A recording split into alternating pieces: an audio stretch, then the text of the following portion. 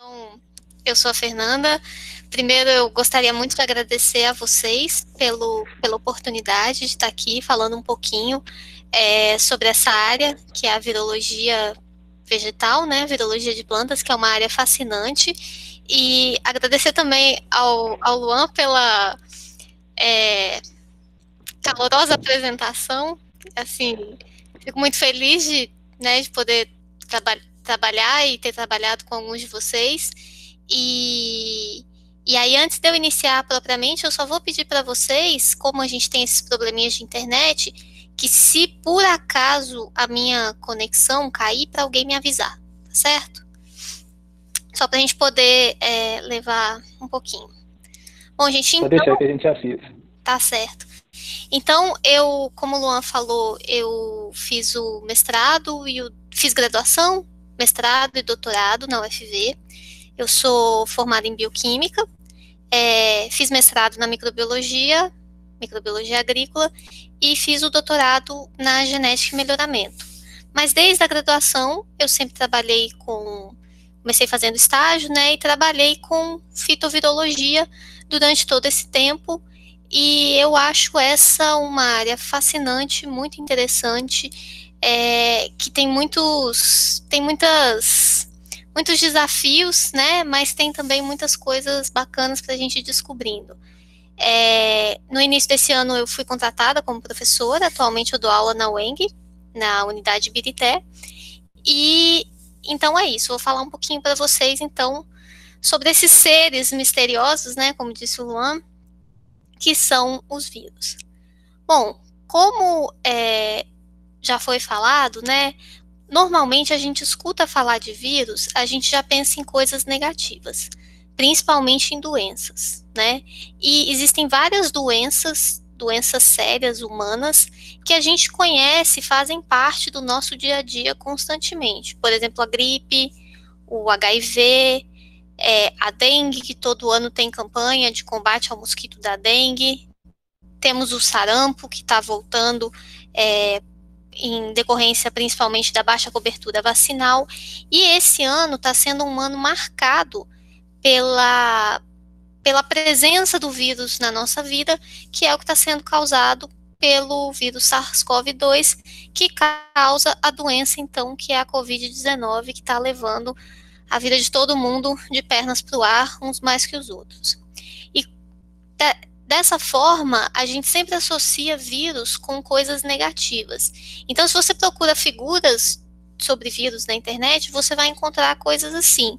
Os vírus como esses seres estranhos, assustadores, que vão causar algum tipo de mal.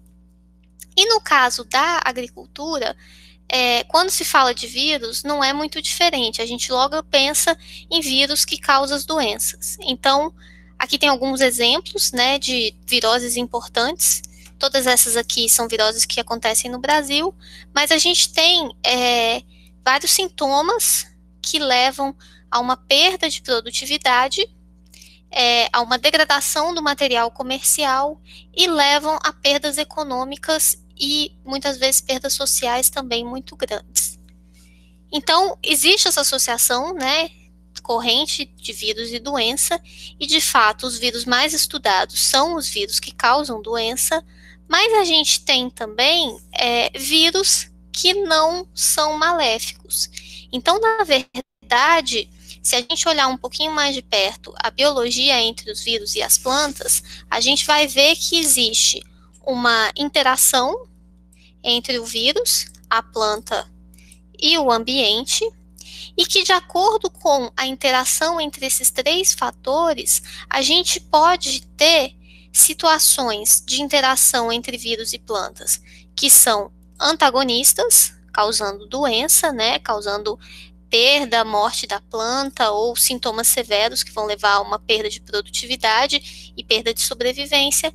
Mas a gente tem alguns casos também nos quais, em determinadas situações, os vírus eles podem não causar nada, passar despercebidos, ou eles podem também conferir alguma melhoria para a planta, algum benefício para a planta. Então, por exemplo, existem casos relatados de infecções virais que, quando você tem um estresse abiótico severo, como por exemplo uma seca, determinados vírus eles podem conferir uma melhor sobrevivência nessa situação de seca. Então, nesse caso, eles estariam atuando em benefício da planta.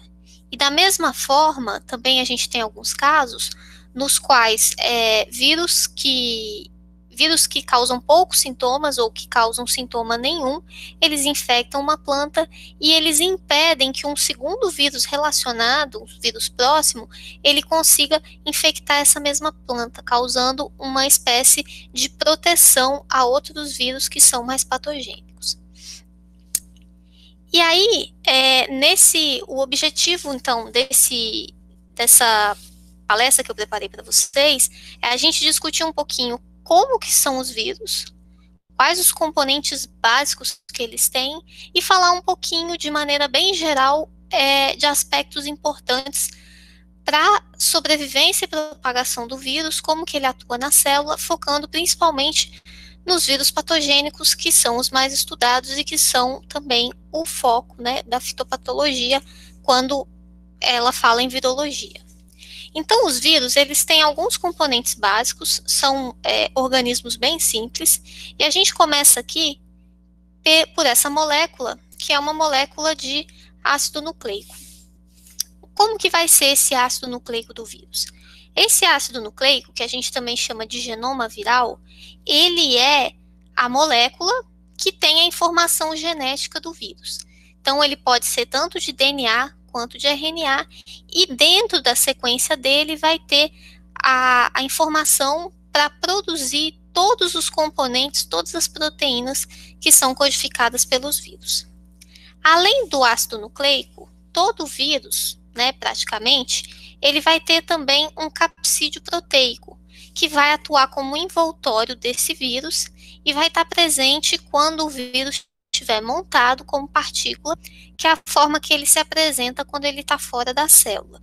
Então, esse capsídeo ele é formado por uma ou mais proteínas virais e ele atua, então, contendo o ácido nucleico do vírus e protegendo esse ácido nucleico quando ele está fora da célula. Então, ele é um capsídeo fechadinho, e alguns vírus, não todos, eles possuem, além do capsídeo e do ácido nucleico, um envelope. O envelope, quando ele está presente, ele é composto por uma membrana lipídica, como se fosse uma membrana celular. Essa membrana, normalmente, ela é derivada da célula hospedeira que o vírus infectou, e ela contém proteínas que são glicoproteínas de origem viral, que se inserem nesse envelope lipídico, formando, então, nesse caso aqui, né, um vírus envelopado. O ácido nucleico está sempre presente, o capsídeo ele está sempre presente, salvo raríssimas exceções, e o envelope ele pode ou não estar presente. No caso dos vírus de planta, a grande maioria vai ser composto por ácido nucleico mais o capsídeo proteico, e o envelope vai estar ausente. Vou mostrar para vocês alguns exemplos, mas é o caso da maioria. Bom, e aí os vírus, existe uma discussão muito grande sobre o que é um vírus. Então, eu vou falar para vocês alguns aspectos gerais do que eu considero que define um vírus como um organismo diferente dos demais.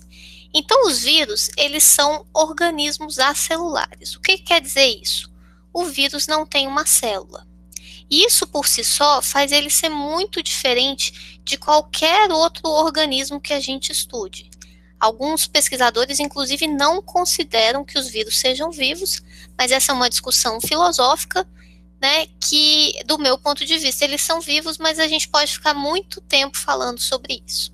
Então, eles serão organismos acelulares, algumas vezes colocados como formas particulares de vidas, outras vezes como entidades biológicas, mas o importante é que o vírus ele tem uma biologia muito parecida com a de qualquer organismo, exceto pelo fato de que, como ele não tem célula, ele precisa entrar numa célula para poder usar o metabolismo dessa célula para se propagar.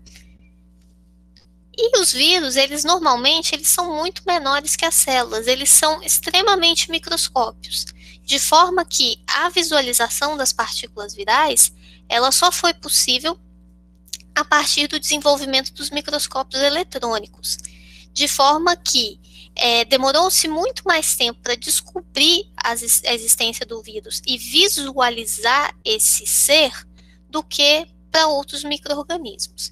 Então, aqui a gente tem um comparativo geral, comparando o tamanho de vários vírus com o tamanho de uma bactéria. Então, aqui é o tamanho da E. coli. E aqui a gente vai vendo vários vírus. Temos vírus humanos. Aqui a gente tem o TMV, que é um importante vírus modelo de estudo de plantas. E a gente consegue ver, então, a diferença de tamanho. Os vírus, eles são muito menores que as bactérias em geral. Existem exceções. E da mesma forma, eles também têm genomas pequenos. Aqui a gente tem um quadro aqui, né, mostrando a média do tamanho dos genomas virais. Então, a maioria dos genomas virais, eles vão ter um tamanho variando de 1.000 nucleotídeos até 1 milhão, que é um tamanho pequeno em relação aos organismos celulares, mostrando então, né, que os vírus eles são muitas vezes considerados por isso seres mais simples, porque eles são menores tanto em tamanho quanto em material genético, tá? No caso de plantas, a gente são vírus que têm genoma menor do que outros vírus que infectam, por exemplo, mamíferos e bactérias, que os maiores genomas de vírus de planta, eles têm cerca de 20 quilopares de base, ou seja, 20.000 nucleotídeos, codificando todas as proteínas que são necessárias para esses vírus se desenvolverem e terem o seu ciclo. Além disso, todos os vírus, eles têm uma dependência muito grande do metabolismo celular, porque eles são pequenos, eles codificam poucas proteínas, e aí como que eles obtêm a fonte de energia e fazem os seus processos vitais? Eles utilizam a energia, os componentes estruturais da célula hospedeira, e qualquer vírus, por mais complexo que ele seja, ele vai precisar da maquinaria de síntese proteica do organismo. Então, por conta disso, os vírus são ditos muitas vezes como parasitas do metabolismo celular. E eles são parasitas obrigatórios intracelulares, porque eles só conseguem se manifestar se eles estiverem dentro de uma célula hospedeira.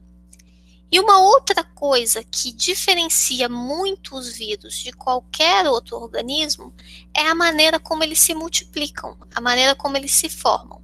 Os vírus, eles sempre vão ter um processo de multiplicação, que aqui eu estou chamando de replicação, baseado na síntese dos componentes de forma separada, seguida de montagem de partículas. O que eu quero dizer com isso? Quando a gente tem, por exemplo, uma célula, a gente tem uma célula completa que aumenta os seus componentes e se divide em 2, depois se divide em 4, e sucessivamente. No caso dos vírus, a gente tem a síntese de vários dos seus componentes em separado e depois todos esses componentes se juntam para formar a partícula viral que vai ser, então, transmitida para uma nova célula. E aí, então, falando especificamente dos componentes dos vírus, a gente tem os genomas virais, que vão conter toda a informação genética do vírus, e esses genomas, eles vão poder ser tanto de DNA quanto de RNA, o que significa que o código genético de alguns vírus está presente numa molécula de RNA e não numa molécula de DNA. E além disso, esses ácidos nucleicos podem ser arranjados de diversas formas. Então, a gente tem vírus de DNA com genoma de fita dupla. Temos vírus de DNA com genoma de fita simples. Temos vírus de DNA com genoma de fita dupla, mas que tem um intermediário de RNA para sua expressão e para o seu ciclo de vida, que são chamados de pararetrovírus. E temos os vírus de RNA, nos quais a gente também vai ter os casos de vírus de RNA de fita dupla, RNA de fita simples, que a gente chama de RNA fita simples sentido positivo. O que significa isso? Que o RNA do genoma viral, ele pode atuar como um RNA mensageiro, quando ele entra na célula. A gente tem vírus de RNA fita simples sentido negativo, que acontece quando o RNA viral ele é complementar ao RNA mensageiro do vírus, então ele é usado para que o RNA mensageiro das proteínas virais seja transcrito e aí as proteínas sejam produzidas. E a gente tem também os retrovírus, que são vírus de RNA, mas que são convertidos em DNA durante o seu ciclo de infecção e normalmente são integrados, então, dentro do DNA da célula. Então, a gente tem toda essa diversidade de genomas virais que podem acontecer e que fazem os vírus muito interessantes do ponto de vista que existem vários processos biológicos básicos que acontecem somente nos vírus. E esses processos, eles podem ser usados para que, tanto para que a gente aprenda, né, sobre a biologia dos organismos, mas também eles podem ter aplicações biotecnológicas. Além do ácido nucleico poder ser de DNA, de RNA, fita simples, fita dupla, a gente também tem diferenças em como que ele se organiza. Então, os genomas virais, eles podem estar organizados como um ácido nucleico circular ou um ácido nucleico linear. E além disso, esse genoma, ele pode estar contido em várias moléculas. Então, por exemplo, aqui a gente tem um vírus hipotético A, no qual o genoma dele está dividido em 3 fitas de ácido nucleico diferentes, aqui no caso lineares, e aqui o vírus B está representando um caso de genoma circular, que tem também 2 ácidos nucleicos. Isso são chamados de vírus que têm o genoma segmentado. Ou então, a gente pode ter vírus que vão ter todo o seu material genético em uma única molécula de ácido nucleico, que pode ser circular ou pode ser linear. Além do ácido nucleico, é muito estudado as partículas virais. As partículas virais, elas dão para a gente a imagem de como que aquele vírus é e como que ele permanece na natureza quando ele está fora de uma célula hospedeira. Então, a gente tem basicamente 2 tipos principais de partículas virais, que são as partículas alongadas e as partículas icosaédricas. Então, aqui a gente tem algumas micrografias de microscopia eletrônica, mostrando, então, alguns vírus que infectam plantas, a morfologia da sua partícula, e essa morfologia alongada, o que acontece normalmente? O ácido nucleico, ele está no centro aqui da partícula, e várias proteínas capsidiais, elas se ligam a esse ácido nucleico. No caso aqui, esse exemplo aqui é um exemplo de um tobamovírus, que corresponde a essa figura aqui, que está representada para vocês, que as partículas do capsídeo, as proteínas, elas se arranjam de forma helicoidal aqui, em volta do RNA viral. Esse aqui é o RNA do TMV, e formam, então, essas partículas alongadas e rígidas. E a gente tem outros casos nos quais essas partículas, elas podem ser flexuosas, o que significa que elas têm uma certa flexibilidade e aparecem como se fossem fitas um pouco mais flexíveis do que no caso da morfologia rígida. Então, aqui a gente tem um closterovírus super flexuoso, né? E aqui um potivírus, mostrando, então, o formato dessas partículas que são alongadas. E a gente tem também as partículas icosaédricas, que são partículas que têm, nas quais as proteínas se juntam, formando uma estrutura de um icosaedro. Aqui a gente tem a figura geométrica do icosaedro. O icosaedro, ele tem 20 lados, né? E ele fica dessa forma aqui.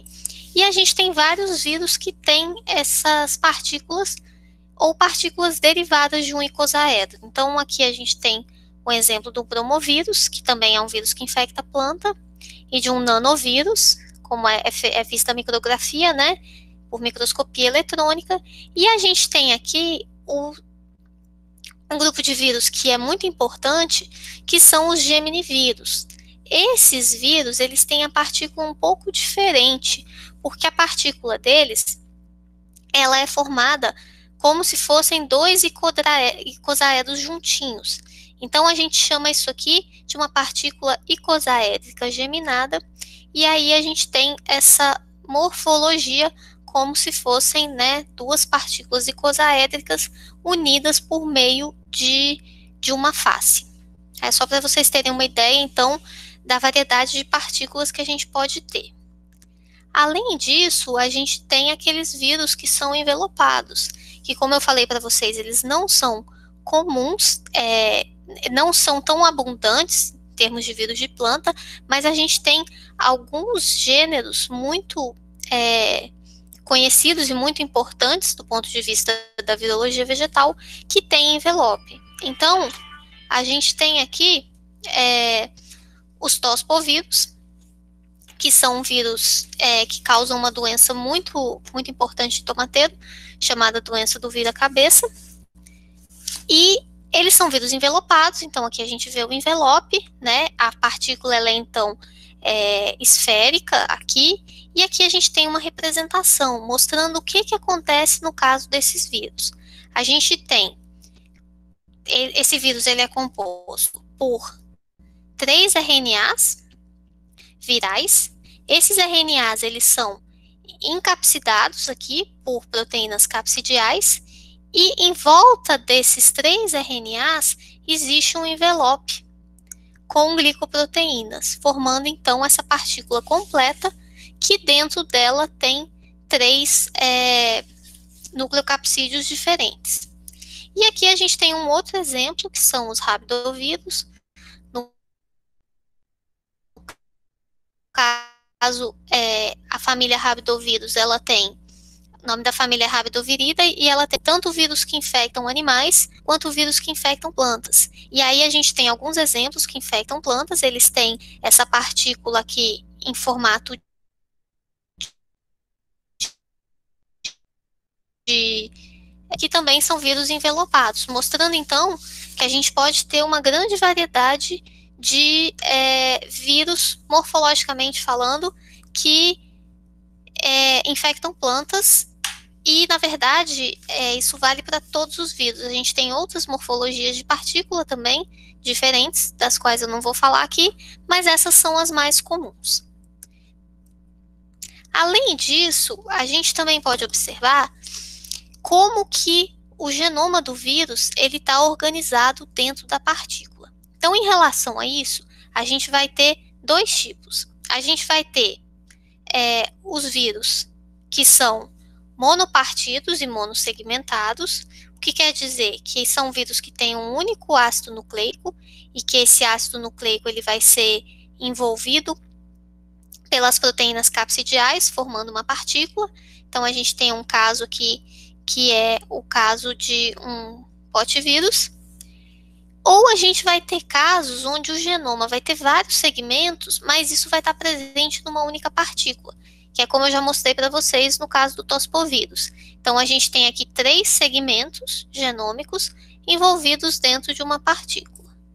Mas existem outros casos nos quais o genoma ele tem vários segmentos, então são vários ácidos nucleicos, e cada um desses segmentos vai ser envolvido por uma partícula única.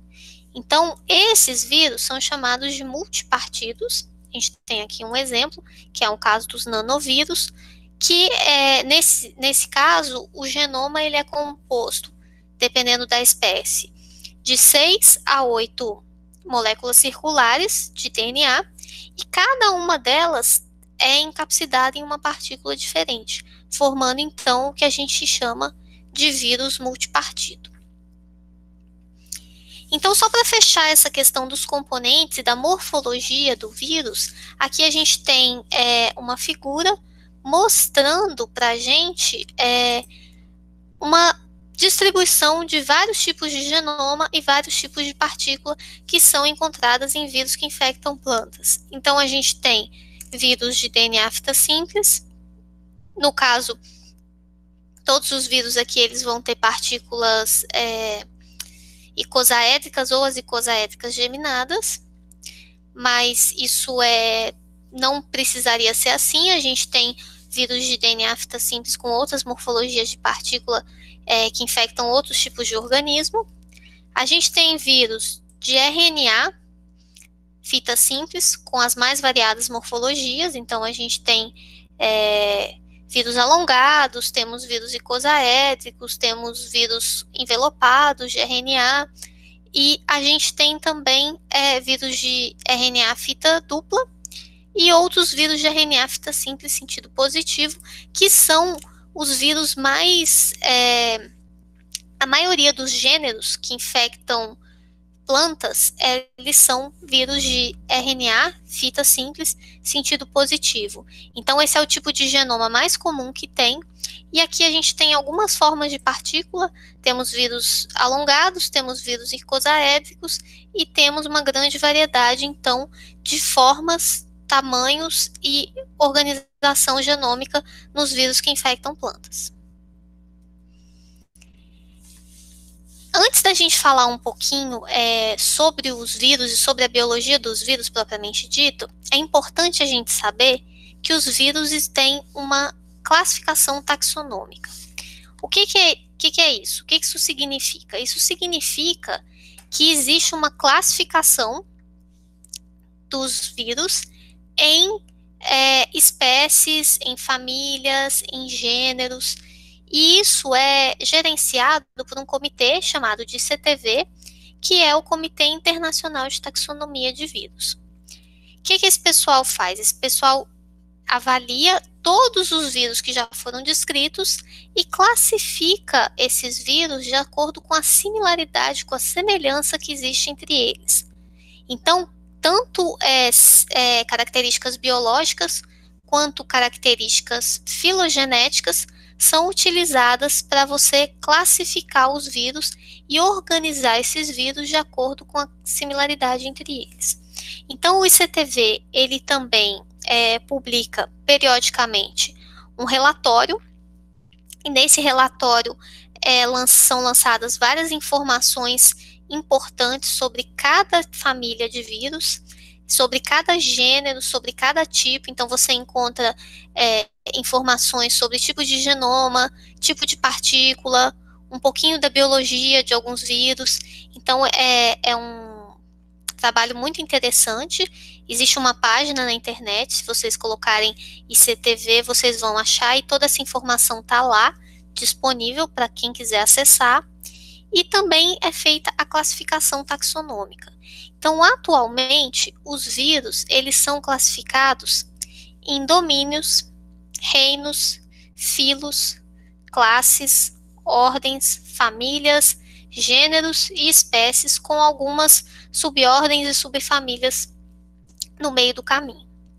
Até pouco tempo atrás, cerca de 2 anos, a classificação de vírus taxonômica, ela começava em ordem. Então, a gente tinha algumas ordens, muitas famílias, gêneros e espécies. Porém, recentemente, essa taxonomia ela foi reorganizada de forma a tentar representar e a tentar reconstruir a história filogenética dos vírus, de forma que eles foram divididos em 4 domínios, com reinos, filos e todas essas classificações, para a gente poder, então, entender a relação entre as espécies virais e entender também a raiz delas. É possível observar, né, que alguns vírus que parecem ser muito diferentes, eles têm uma história evolutiva comum. Então, isso é feito, né, com essas análises filogenéticas, e essas análises elas são usadas para você fazer a classificação dos vírus em espécies. E aí é importante a gente entender que os vírus, eles têm espécies bem definidas. Essas espécies, normalmente, elas têm um nome em inglês, No caso, ocorre devido ao tempo no qual as espécies virais elas foram estabelecidas. Então, quando se estabeleceu um comitê de taxonomia de vírus e começou a se nomear as espécies de vírus, foi adotado o inglês como a língua para ser utilizada, porque o inglês é atualmente a língua da ciência. E aí aqui a gente tem um exemplo de um nome de uma espécie de vírus, que é o Tobacco Mosaic Virus, o TMV, muito estudado em vírus de plantas, e esse nome, quando ele se refere à espécie, ele é escrito em itálico para que a gente saiba que a gente está falando de uma espécie viral, mesmo que essa espécie ela seja escrita em uma língua que não é o latim. E aí, para a gente entender um pouquinho melhor, eu trouxe aqui alguns exemplos do que está disponível a respeito dos fitovírus com genoma de DNA fita simples. A gente tem, então, começando aqui em família, duas famílias de vírus de DNA fita simples. Essas famílias, elas, como toda família viral, elas têm a terminação viridae. Então, toda a família viral termina com a terminação viridae, e a gente tem a família, então, aqui representada Geminiviridae e Nanoviridae. E aí, cada uma dessas famílias tem os seus membros divididos em gêneros. Então, por exemplo, a família Geminiviridae, ela tem atualmente aqui 9 gêneros diferentes, certo? E cada um desses gêneros tem um monte de espécies. Então, a gente tem alguns vírus, alguns gêneros que têm poucas espécies, como, por exemplo, esse gênero aqui, o Becurtovírus, que tem 3 espécies, mas a gente tem também gêneros, como o caso do Begomovírus, que é hoje o gênero de vírus que infectam plantas que tem um maior número de espécies descritas, que existem 424 espécies diferentes descritas para vírus que pertencem a esse gênero. Cada um desses gêneros tem uma espécie tipo, que é um vírus que tem as características gerais dessa espécie. Aí tem razões históricas também para cada um desses vírus. Normalmente são os primeiros vírus dessa espécie, dentro desses gêneros, que são descobertos, acabam se tornando espécies tipos, né? E aí a gente tem, então, uma grande variação também no número de espécies dentro de gênero. As famílias, tanto as famílias quanto as espécies e quanto os gêneros, hoje, o principal critério de demarcação de espécie baseia-se em relações filogenéticas, avaliando-se a sequência dos vírus. Porém, essas variações de sequência, elas representam também diferenças biológicas entre os vírus que, por exemplo, pertencem a cada gênero. Então, aqui, só para a gente ter um exemplo, dentro da família Geminiviridae, todos os membros têm aquela partícula icosaédrica geminada. E, na verdade, o nome da família, ele tem origem exatamente nessa geminação das partículas. Então, são as partículas geminadas que deram origem à família Geminiviridae. E aí, dentro da família, a gente tem, por exemplo, vamos pegar como exemplo aqui o gênero Begomovírus, que é o gênero com maior número de espécies. Então, Begomovírus são vírus que têm várias características genômicas próprias. A espécie tipo dele é o Bean Golden Yellow Mosaic Virus. E se a gente observar, o nome Begomovírus, ele vem do nome da espécie tipo. Então, a gente tem Begomovírus, vem de Bean Golden Mosaic Virus. Então, existe uma relação entre o nome do gênero e o nome da espécie tipo. Isso não acontece absolutamente em todas as vezes, mas é uma relação que acontece na nomenclatura de vários vírus que infectam plantas. E o nome da espécie, ele tem relação, muitas vezes, com a planta na qual o vírus foi isolado. No caso aqui, é um vírus que é um grande problema em feijão. Então, Bean Golden Yellow Mosaic Virus está descrevendo um pouquinho do sintoma para a gente. Então, aqui a gente tem uma foto mostrando o sintoma desse vírus, aqui, em plantas de feijão, e aí a gente consegue ver esse mosaico dourado, que foi o que deu origem ao nome da espécie viral. Então, muitas vezes a gente vai ter indicado no nome da espécie algum hospedeiro ou a planta de onde essa espécie foi isolada pela primeira vez e também alguma indicação do tipo de sintoma que ela causa. E aí vamos entender então um pouquinho como que os vírus eles infectam as plantas e como que eles vão causar sintomas, como que eles vão causar problemas na agricultura, né? Então aqui a gente tem um esquema representando uma célula vegetal e aí eu vou mostrar para vocês as etapas gerais de uma infecção viral sem determinar o vírus de maneira genérica. Pode ser que algumas dessas etapas sejam um pouquinho diferentes de vírus para vírus, mas é só para a gente entender alguns processos que precisam acontecer para que o vírus consiga infectar uma célula. Então aqui a gente tem a célula vegetal. A célula vegetal, ela tem parede e o vírus, ele precisa conseguir entrar nessa célula. Então, como que ele vai entrar na célula? Ele pode entrar por algum ferimento ou ele pode entrar também pela ação de um vetor, como por exemplo um inseto, que vai inocular esse vírus dentro da planta. Então, ele consegue entrar dentro da célula e essa é a primeira etapa que precisa acontecer no processo de infecção de uma planta nova. Depois que o vírus entra na célula, imediatamente acontece um processo que a gente chama de desencapsidação, que é o quê? É a remoção, né, é a dissolução dessa partícula viral, liberando então o genoma viral dentro do citoplasma da célula para que ele possa começar a exercer as suas funções, a ter o seu metabolismo. Então, nesse exemplo aqui, eu vou representar um genoma viral que seria como aconteceria no caso de um vírus de RNA fita simples, sentido positivo, no qual o próprio RNA viral, ele pode diretamente atuar como RNA mensageiro para a tradução das proteínas virais.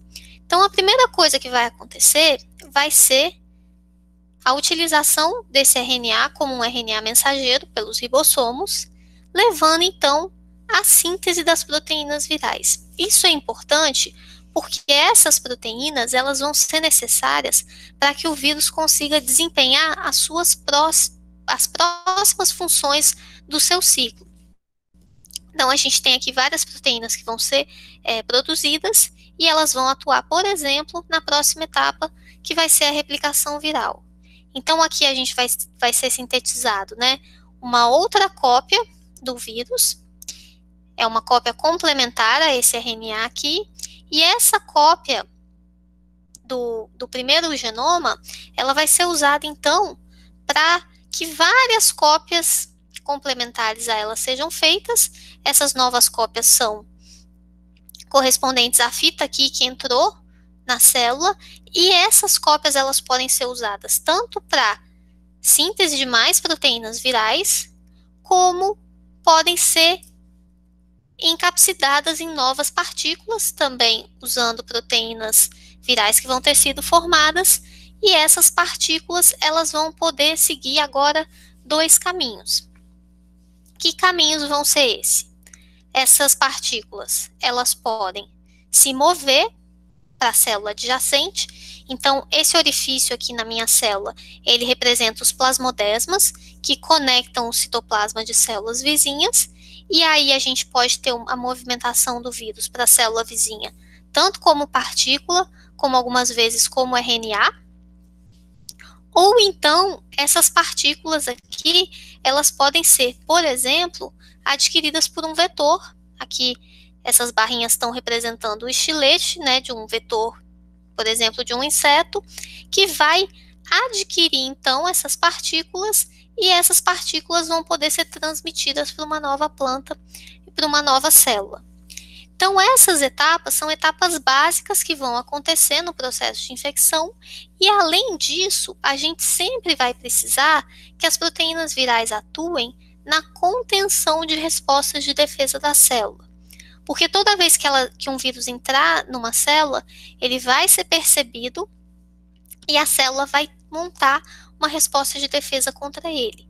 Então, ele também vai ter proteínas que vão atuar na contenção dessas respostas de defesa, levando então a uma alteração bem complexa da fisiologia da célula, porque o vírus ele vai usar todos os componentes celulares a seu favor para poder concluir aqui o seu ciclo, né, e se espalhar pela planta e poder também ser transmitido para novas plantas.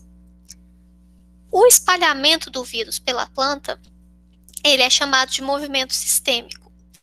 Então, depois que acontece a infecção daquela primeira célula e a multiplicação do vírus, o que vai acontecer?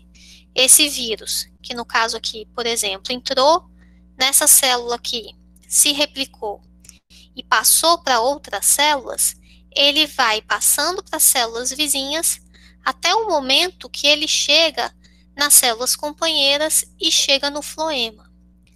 Quando o vírus chega no floema, ele é carregado junto com os elementos, né, nutricionais, e ele se move pelo sistema vascular da planta, chegando então a todas as partes da planta, seguindo o sentido que a gente chama de sentido fonte-dreno, que é o mesmo sentido do fluxo de fotoassimilados que acontece dentro da planta devido à fotossíntese. Então, ele navega pelo xilema, e aí do floema, e do floema ele pula para outras células, levando então a infecção da planta como um todo.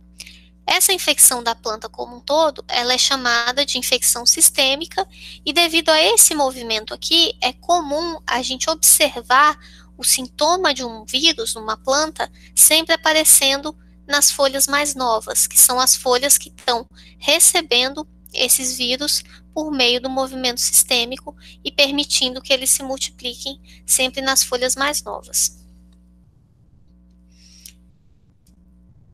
E aí, diante disso, né, a gente tem todos esses processos que precisam acontecer para que a infecção seja eficiente, e a gente tem os vírus que infectam plantas, normalmente com genomas pequenos, relativamente pequenos, e codificando poucas proteínas. Então, a gente tem aqui, de novo, como exemplo, o TMV, que é um vírus que tem menos do que 7.000 pares de base, mas é um vírus que causa um sintoma muito forte, por exemplo, em plantas de tabaco, e ele codifica apenas 4 proteínas diferentes. Então, você imagina que um vírus que codifica apenas 4 proteínas é capaz de desenvolver todas aquelas funções que eu falei para vocês e se movimentar dentro da célula. Então, os vírus sempre vão ter proteínas, né? Essas proteínas podem ser multifuncionais, o que quer dizer que elas podem ter mais de uma função, mas a gente sempre vai ter proteínas envolvidas nas seguintes funções. A gente tem proteínas relacionadas à replicação, que são proteínas que vão copiar ou facilitar a cópia do material genético do vírus. Nem sempre a gente vai ter uma proteína que vai atuar diretamente na replicação, mas a gente vai ter uma proteína associada à replicação. A gente vai ter uma proteína envolvida no movimento, que permite tanto a passagem do vírus de uma célula para outra pelo plasmodesma, quanto o movimento sistêmico, e aí a gente pode ter mais de uma proteína envolvida, dependendo do vírus. A gente sempre vai ter uma proteína capsidial, que é essencial para a formação da partícula, e muitas vezes ela vai estar envolvida também no processo de transmissão, quando o vírus é transmitido por um vetor. E a gente vai ter proteínas também que vão atuar na contenção de respostas de defesa. E aí a gente tem várias respostas de defesa mais complexas, mas existe um tipo de resposta muito comum, que é o silenciamento gênico, e praticamente todos os vírus que infectam plantas têm uma proteína reconhecida como uma supressora do silenciamento, ou seja, uma proteína que atua na contenção e na supressão desse mecanismo de defesa que é estabelecido pelas plantas. E aí, essas proteínas, então, elas precisam manipular a célula para poder favorecer a multiplicação viral. E isso acontece por meio de várias interações que a gente chama, como um todo, de interações vírus-planta. Então, o que vai acontecer? O vírus, com essas pequenas proteínas que ele tem, ele vai manipular os processos celulares para sua própria multiplicação. Isso significa que ele vai favorecer a própria replicação, favorecer a tradução das proteínas virais, suprimir as respostas de defesa e alterar também o limite de exclusão dos plasmodesmas para poder se movimentar de uma célula para outra. E tudo isso ele faz interagindo com proteínas específicas que estão dentro da célula. Então, como eu falei para vocês, muitas proteínas virais elas podem ser multifuncionais, vão interagir com vários fatores do hospedeiro e tudo isso vai causar, então, alterações fisiológicas e alterações morfológicas na célula, que eu vou mostrar alguns exemplos só para vocês terem uma ideia. Então, uma das alterações importantes que acontece, por exemplo, é a alteração na expressão de genes. Então, se você pega uma célula, uma folha, que foi infectada por um vírus, e compara quais genes são expressos com uma folha que não foi infectada, você consegue ver que a infecção viral, ela altera a expressão de genes. Então, aqui a gente tem um exemplo de uma planta de Arabidopsis infectada por um potivírus importante, que é chamado de Plumpox virus. E a gente tem aqui, em vermelho, são vários genes que tiveram a expressão aumentada durante a infecção, e em verde, vários genes que tiveram a expressão suprimida. Então, a gente consegue ver que o balanço de expressão gênica, ele muda com a infecção viral. E aí, a gente tem vários tipos, né, de genes aqui classificados por função que vão ter a sua expressão alterada. Por exemplo, a gente tem aqui genes relacionados com síntese de proteínas, a gente tem genes relacionados com transcrição de RNA, a gente tem transportadores, a gente tem uma série de genes, então, que vão ser alterados, ou seja, a produção dessas proteínas vai ser alterada por causa, né, da infecção viral. E isso pode ser um equilíbrio, né, tanto de respostas de defesa que estão sendo induzidas na célula, mas também de mecanismos virais de indução de genes que o vírus precisa para ele poder se estabelecer na planta. Então, acontece toda essa modificação que vai ser um equilíbrio das respostas de defesa e dos mecanismos virais de infecção. Um outro tipo de mudança que pode ser observado morfologicamente são alterações que são observadas, por exemplo, no citoplasma ou mesmo no núcleo de uma célula infectada. Então, aqui a gente tem, por exemplo, né, a formação de inclusões. Aqui são inclusões citoplasmáticas, que são originadas pelo acúmulo de uma proteína chamada CI em um grupo de vírus chamado potivírus, que formam essas inclusões tipo catavento aqui.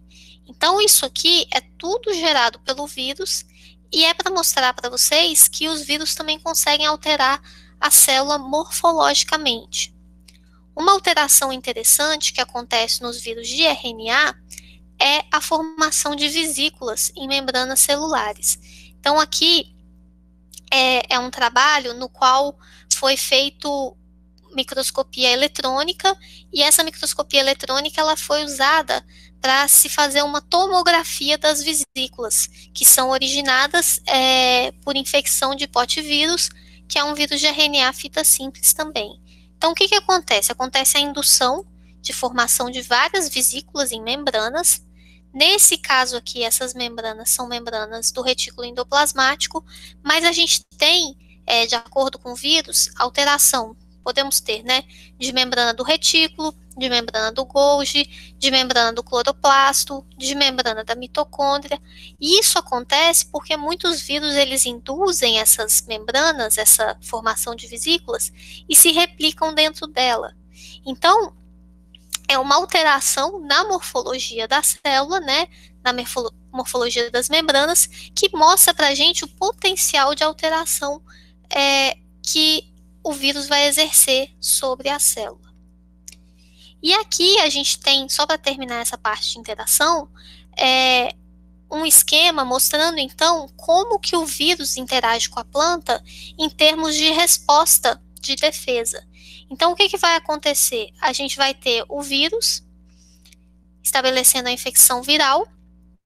Esse vírus ele vai ter várias proteínas e o ácido nucleico viral, e tanto as proteínas virais quanto o ácido nucleico podem ser alvos da defesa da célula. Então, a célula ela vai tentar destruir esses ácidos nucleicos e também tentar destruir as proteínas virais que são importantes para o estabelecimento do vírus da célula. E, ao mesmo tempo, essas proteínas elas vão atuar de forma a tentar suprimir as respostas de defesa da célula. E aí, entre os fatores do hospedeiro, a gente vai ter fatores do hospedeiro que atuam tentando combater a infecção, que são fatores antivirais, mas a gente vai ter também fatores que são manipulados e utilizados pelo vírus para conseguir infectar a planta. Então, a presença desses fatores, ela vai favorecer a infecção viral, formando, então, uma rede de interações muito complexa que vai permitir ou não a infecção viral. E aí a gente vai ter diferentes níveis de infecção. A gente tem plantas, por exemplo, que não são infectadas por um determinado vírus, que são chamadas de plantas não hospedeiras, e temos plantas que são altamente suscetíveis também a vírus determinados. Isso vai variar da interação de cada espécie viral com cada espécie e às vezes com cada variedade de plantas. Então a gente vai ter um equilíbrio, né, entre as defesas antivirais e a capacidade do vírus de suprimir essas defesas, que vão levar então à existência ou não de doença e vão refletir também nos níveis de severidade que essa doença vai ter sobre uma planta. E aí todas essas alterações que eu mostrei para vocês, elas vão resultar no aparecimento de sintomas, né, que vão muitas vezes ser a causa das perdas econômicas que estão relacionadas com as doenças virais. Então aqui, só para a gente ter uma visualização, a gente tem vários tipos de sintoma.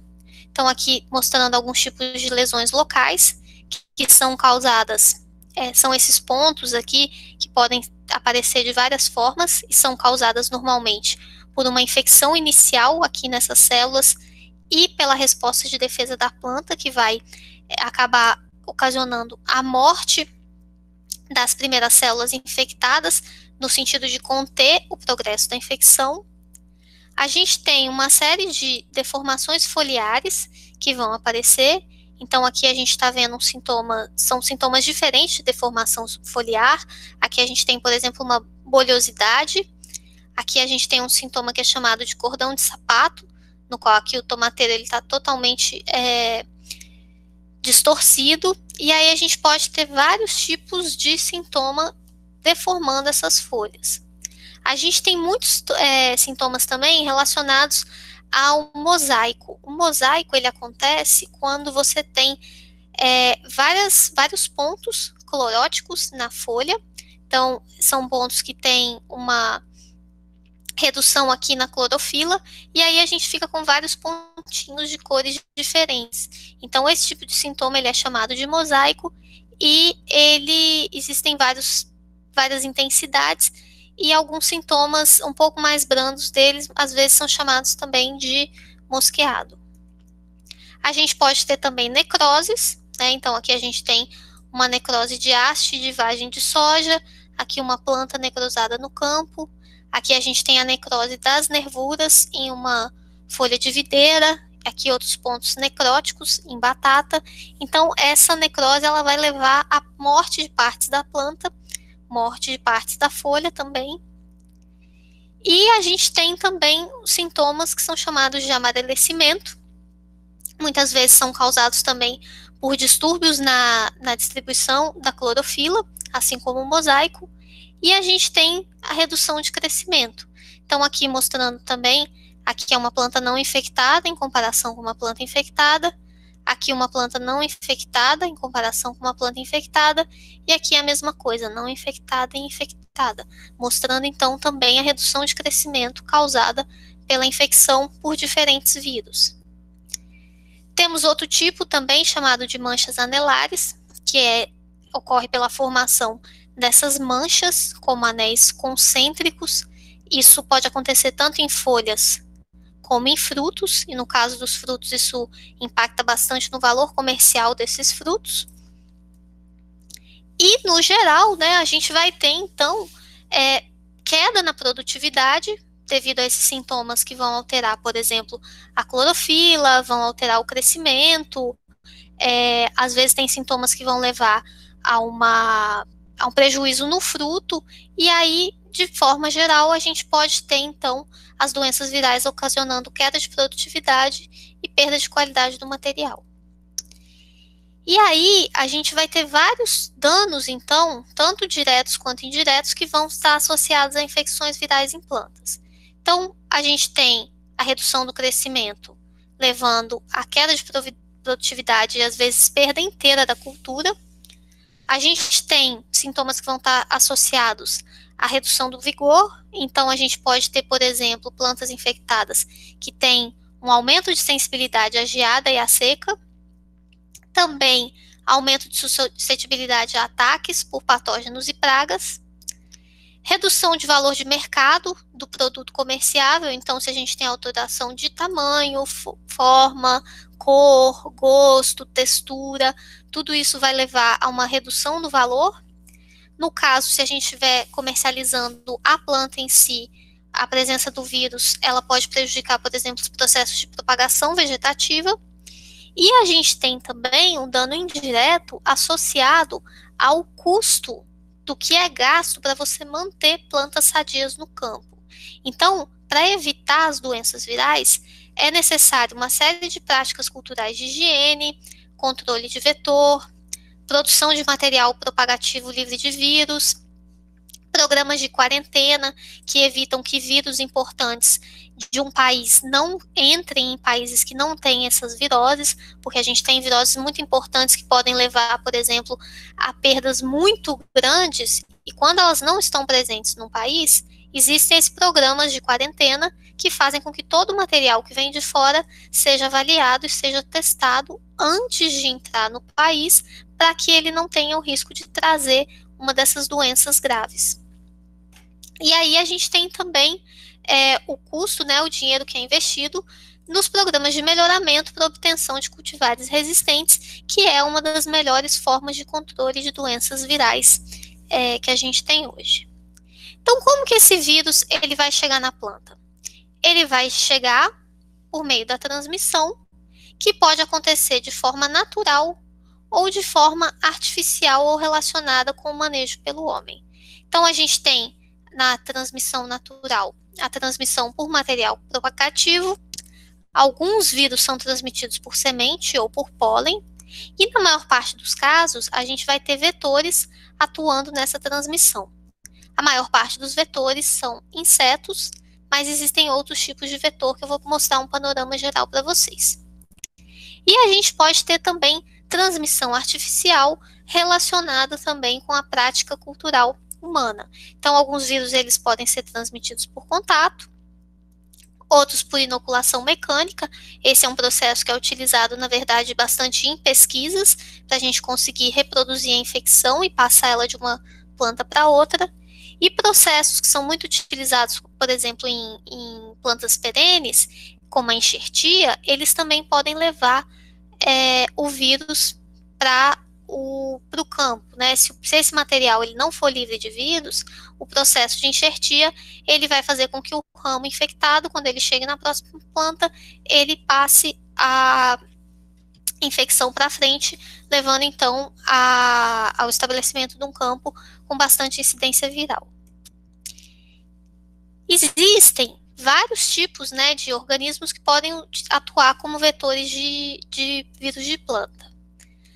Aqui a gente tem alguns casos, né, como por exemplo o próprio ser humano, ele pode atuar na transmissão de vírus de planta, E a gente tem os vetores propriamente ditos, que podem ser fungos e homicetos, a gente tem nematóides, a gente tem ácaros, a gente tem vários insetos, sendo que a maior parte dos vírus ela é transmitida por insetos ou outros artrópodes, e se destacam os afídeos, que são os pulgões. Eles transmitem uma grande quantidade de vírus importantes economicamente na agricultura.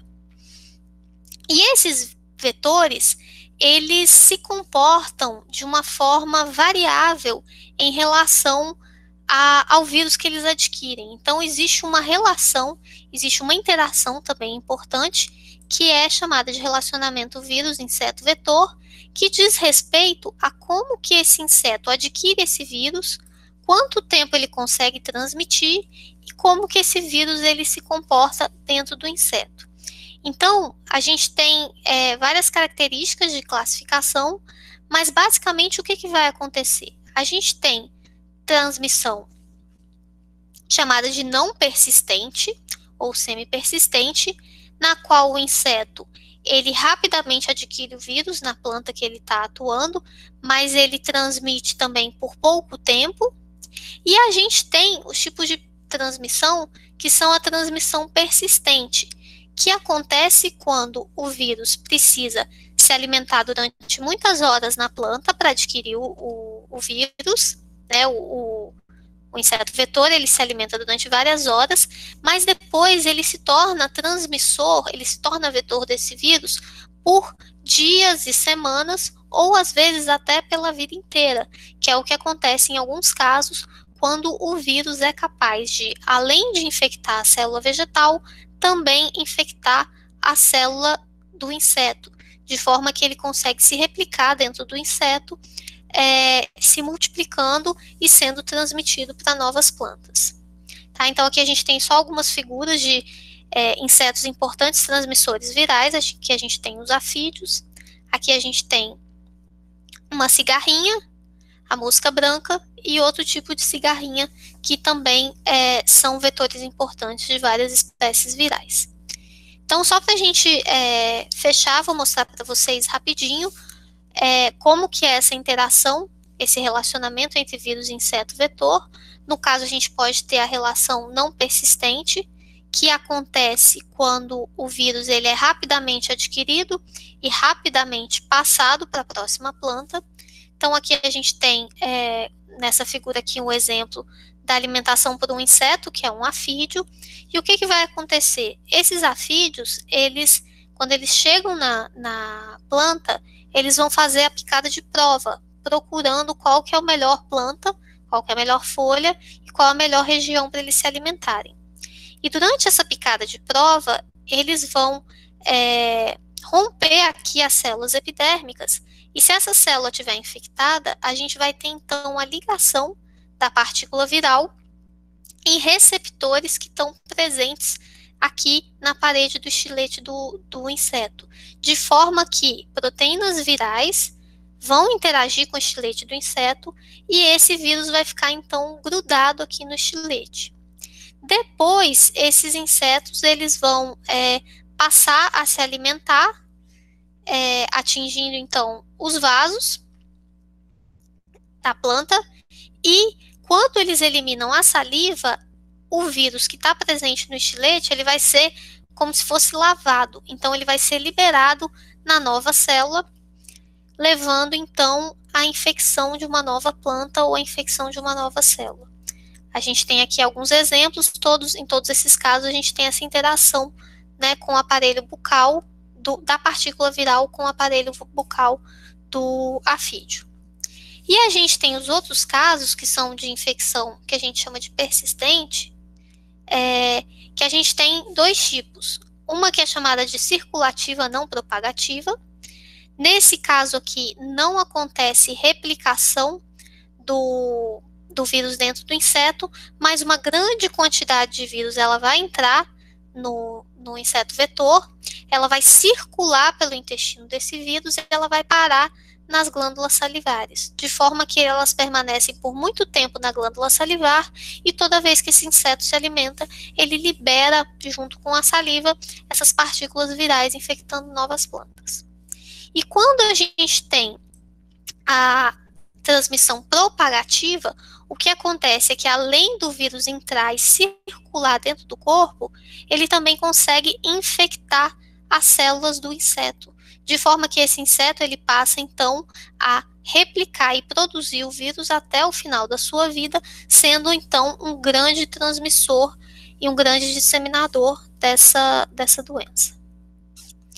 E aí, gente, só para fechar para vocês, então, eu coloquei aqui algumas áreas, não todas, mas algumas áreas interessantes de estudo da virologia vegetal. Então, a gente tem pessoas, né, que trabalham com a identificação e a caracterização de vírus emergentes, porque a gente tem o tempo inteiro novos vírus que estão surgindo, que estão se modificando, que estão causando novas doenças. A gente tem estudos também de ecologia e evolução de vírus, que vão tentar entender como que esses vírus evoluem, quais as relações ecológicas deles com as culturas agrícolas e com as plantas daninhas que estão na região, porque isso pode influenciar, inclusive, no desenvolvimento de novos vírus, na emergência de novos vírus. A gente tem estudos de interação vírus-planta, que são estudos mais básicos, que vão tentar entender como que o vírus ele interage com a planta, como que ele manipula a planta, quais são as rotas biológicas que ele vai atuar.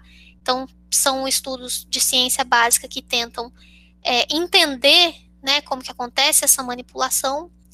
A gente tem estudos de transmissão, temos muitos estudos de interação vírus-vetor, e mais recentemente estudos que abordam a interação vírus-vetor-planta, que mostram que a infecção ela pode alterar inclusive a preferência do vírus pelas plantas, e tem várias coisas interessantes. E a gente tem também a busca por vários mecanismos de resistência, que, na verdade, todo esse conhecimento, né, e outros conhecimentos de epidemiologia, conhecimentos de filogenia, de filogeografia, tudo mostra para a gente como, né, esses vírus eles estão atuando, como que eles se desenvolvem e vão contribuir, então, para que a gente possa ter um melhor manejo e um melhor controle das doenças virais no campo.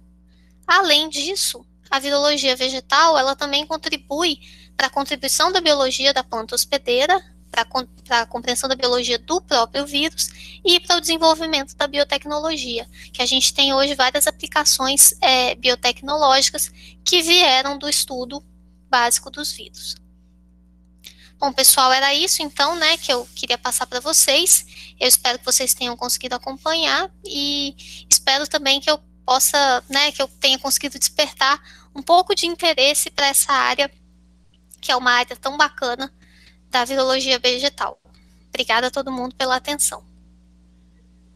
Obrigado, Fernando. A palestra foi muito boa e a gente agradece de novo ter aceitado o convite.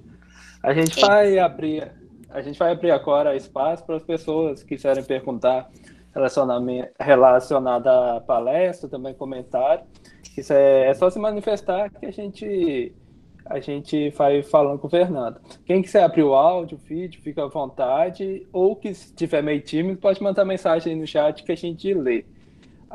Já tem uma manifestação aqui, ó. A Ana Reis falou que quer fazer uma pergunta. Pode ficar à vontade, Ana, para perguntar. Dá para ouvir? Tá sim. Tá. Oi, Fernanda, boa noite. Primeiramente, muito obrigada pela palestra, foi excelente, assim, deu para aprender bastante. E eu queria perguntar a relação, quando a gente faz a diagnose, em campo a gente pode ter alguns problemas na identificação, porque alguns sintomas que a gente tem de doenças virais, elas podem ser confundidas, né, com algumas outras doenças, tanto fúngicas ou de bactérias, e também de fatores abióticos, tipo falta de água, falta de nutrientes. Para poder fazer essa diagnose de maneira mais eficiente, a gente acaba tendo que levar para um laboratório. E como que isso é feito de maneira mais barata para o produtor e com menos tempo? Porque os procedimentos que a gente faz normalmente levam um tempo, né? um pouco maior para essa identificação. E como é feito isso? Bom, eu vou tentar responder a sua pergunta, né? Porque, na verdade, eu sou mais da área da pesquisa básica, não trabalho com diagnose, mas, assim, o que acontece é que realmente você tem sintomas virais que podem ser outras coisas. Muitas vezes tem sintomas de deficiência nutricional que é similar a um sintoma viral. Então, para você ter um diagnóstico preciso, você tem que fazer um teste no laboratório. Com o desenvolvimento da biotecnologia, esses testes eles têm se barateado, mas ainda são testes muito especializados. Por exemplo, no caso de vírus de RNA, normalmente você tem os testes sorológicos, né, que são a preferência, que são testes mais baratos e são testes mais simples também, mas você precisa ter um antissoro, você precisa ter toda uma estrutura para fazer esse teste, e vem ganhando espaço, né, os testes do tipo PCR, mas que tem o problema de exigir uma mão de obra especializada para fazer, e também equipamentos que talvez para quem trabalha em laboratório sejam equipamentos muito comuns, mas não são, eles têm um alto custo. Então, eu acho que o caminho é o barateamento dessas tecnologias, mas, de fato, você não consegue fazer um diagnóstico preciso sem você ter o teste de laboratório, porque fenotipicamente não dá para ter certeza de qual que é a doença. Normalmente, o que se observa é, assim, associação com inseto vetor, se ela vai direcionar para, de repente, você tentar identificar qual que é o vírus, mas sem o teste de laboratório é bem complicado. Mas, assim, eu vou te pedir desculpa porque eu não sou especialista na parte de diagnose e pode ser que tenha alguma coisa nova que eu não conheço que possa ser feita, né? Entendi, tá ótimo, obrigada, viu? Respondido? A parte também mais agronômica dos vírus a gente vai tratar semana que vem. O João pode trazer também respondendo essa pergunta. O Gustavo Henrique, ele mandou uma pergunta aqui. Você quer que a gente leu, Gustavo? Acho que sim, né? Porque ele mandou aqui escrito. Fernando, qual a característica que permite que alguns vírus causem infecções sistêmicas, enquanto outros causam apenas infecções locais? Bom, Gustavo, o que acontece, né? Como eu falei, quando você tem a entrada do vírus na planta, você tem as respostas de defesa. Então, o que vai acontecer? Em alguns casos, por exemplo, se a gente tiver infecção local, isso é até um mecanismo de resistência, de alguns genes de resistência a vírus bastante conhecidos. O que pode acontecer? O vírus ele consegue infectar, ele infecta as primeiras células, mas a resposta de defesa ela é suficiente para manter aquela infecção restrita. E aí, normalmente, o que é feito, né, o que acontece, é que a planta ela tende a matar aquele tecido infectado para evitar a dispersão do vírus para o restante da planta. E aí, o que vai interferir nisso é, de fato, essa interação entre os componentes virais e os componentes celulares. Porque se a célula conseguir conter a infecção, ela vai ficar como uma infecção local. Mas se o vírus for capaz de vencer as respostas de defesa da planta, ele vai conseguir, então, atingir os vasos, e aí ele vai conseguir também infectar a célula como um todo. A célula não, a planta como um todo. Deu para entender? Eu acho que sim, ele deve manifestar no chat aqui. Ele falou que entendeu. O Alex também falou que tem uma dúvida. Pode ficar à vontade, Alex. Boa noite. Tá dando para me ouvir? Bacana? Tá sim. Sim. Então, primeiro eu gostaria de parabenizar a Fernanda pela apresentação. Foi muito bacana. A minha pergunta é em questão do início da apresentação. Você falou sobre um vírus que atua protegendo a planta de outros vírus. Você pode me dar um exemplo desse caso? Bom, você tem, eu não vou lembrar de cabeça o nome dos vírus, mas o que acontece? Existe um mecanismo até um mecanismo utilizado para controle de algumas viroses, que é chamado de proteção cruzada. E aí o que acontece? Para um mesmo vírus, você pode ter estirpes que são mais agressivas do que outras. Então, você tem uma forma mais branda daquele vírus, que causa sintomas muito leves, e você tem uma forma mais agressiva. E aí, o que vai acontecer? Como esses vírus são muito parecidos, na hora que você tem a primeira infecção pela estirpe branda, ela é suficiente para disparar as respostas de defesa. E quando o segundo vírus entra em contato, é como se a planta tivesse pré-imunizada, é como se ela tivesse com a resposta de defesa contra aquele vírus já disparada. Então, você tem... ela é menos suscetível à infecção pela estirpe mais agressiva. Então, aí atua como se fosse um processo de proteção. Isso é chamado de proteção cruzada. Tem relação com o sistema de defesa, que é chamado de silenciamento, que é um mecanismo de defesa que consegue reconhecer a sequência do vírus. Então, como esses vírus têm a sequência bem parecida, ele reconhece a sequência do primeiro vírus, monta uma resposta de defesa contra ela, e aí quando o segundo entra, é como se ele já tivesse um mecanismo de defesa montado, então ele não consegue se estabelecer na planta. Não sei se deu para entender, eu falei mais em linhas gerais, mas é mais ou menos isso. Deu para entender? Deu sim. Obrigado, Fernanda. Nada. Mais alguém? O Clevson tinha perguntado uma coisa mais ou menos isso, mas ele falou que você já respondeu, respondendo Alex. E aí, gente, mais alguém? Maria, pode ficar à vontade, Maria. Boa noite, Fernanda. Obrigada pela palestra. Boa noite. Muito bom. E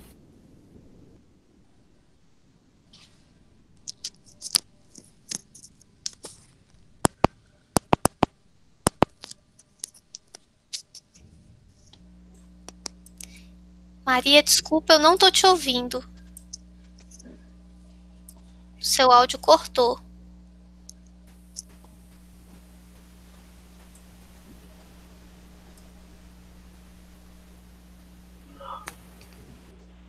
Maria, qualquer coisa digita a pergunta, se a internet estiver falhando, alguma coisa assim.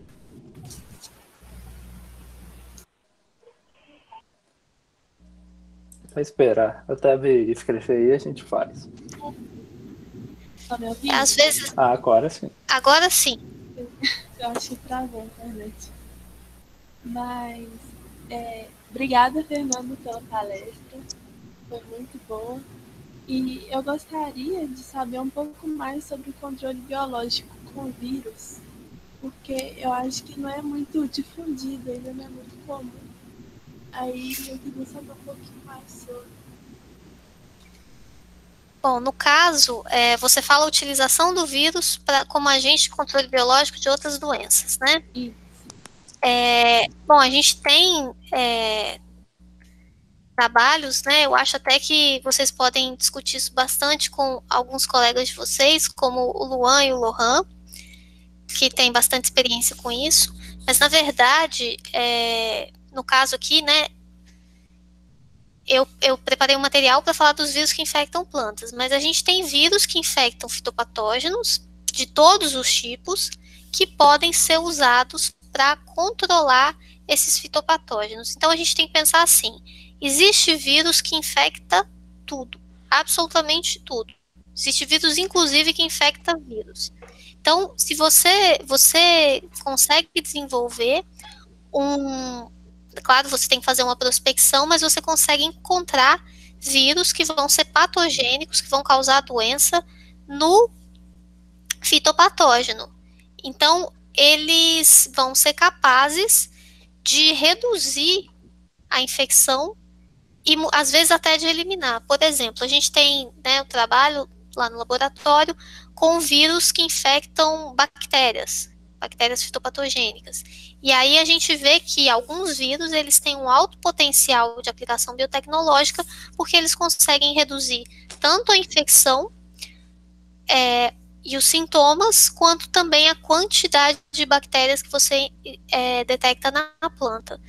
E aí, isso serve tanto para bactérias, serve para fungos, e o desafio é você isolar esses vírus e arrumar uma forma viável de você aplicar esses vírus no campo, que talvez seja o principal limitante dessa tecnologia. Mas a gente tem, por exemplo, já tem nos Estados Unidos vários produtos à base de vírus que são registrados para controle de bactérias e para controle de fungos de uso agrícola.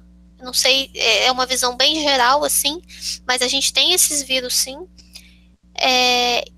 E, na verdade, o potencial de uso ele é muito grande, porque o vírus ele tem a vantagem de ser um produto específico que vai infectar apenas determinados tipos de patógeno, não causa um dano ambiental, igual, por exemplo, um fungicida ou um inseticida, porque ele vai ser específico para a célula que é o seu fitopatógeno que você quer eliminar, e é uma abordagem bastante interessante que está crescendo muito ao longo dos anos. Não sei se eu consegui responder, mas se quiser perguntar mais alguma coisa.